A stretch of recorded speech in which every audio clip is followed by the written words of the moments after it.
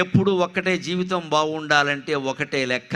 రాత్రి పడుకోబోయే ముందు ఒక్క నమస్కారం చేసుకుని పడుకోండి. ఎవరైనా సరే అమ్మా అని భగవంతు అమ్మవారిని పిలిచి, అమ్మా పొద్దున్న లేపితే మళ్ళీ నమస్కారం, లేకపోతే ఇదే చివరి నమస్కారం, నమ శివాయ, అయిపోయింది అంతే లెక్క.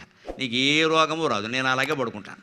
రాత్రి పడుకోమింది అమ్మ, ఎదురుగా అమ్మవారి ఫోటో ఉంటుంది, మాకు దండం పెట్టి అమ్మ పొద్దున్న లేపితే మళ్ళీ నమస్కారం చేస్తా, లేకపోతే ఇదే నమస్కారం. ఏమో లేస్తావు, ఏమైనా గ్యారంటీ ఉందా? ఇక్కడ 67 ఏళ్ల బట్టి లేపుతున్నావు, లేచాం, లేపకపోతే లేవం, ఏంటట? ఇదే నమస్కారం, అయిపోయాయి. నిశ్చింతగా ఉంటాం. అదే కాదు, రాత్రి 11ంటికి 12ంటికి కూడా పడుకోరు. అప్పుడు పోగా టాప్ లేపని అది ఒళ్ళో ఉంటుంది. ఇక్కడ దాని పక్కనే స్మార్ట్ ఫోన్లు ఉంటాయి. ఇవన్నీ పెట్టుకుని తెల్లరాక ఏదో ఉంటావా? ఇక్కడ ఏమైనా గ్యారంటీ ఉందా? ఎప్పుడూ నిద్ర పట్టాలంటే ఒకటే సూత్రం అమ్మా, రేపు ఏమవుతుందని ఆలోచించొద్దు, రేపు ఏం చెయ్యాలో నిర్ణయించుకుని పడుకోండి, అంతే లెక్క. రేపు ఏమవుతుందని ఆలోచించ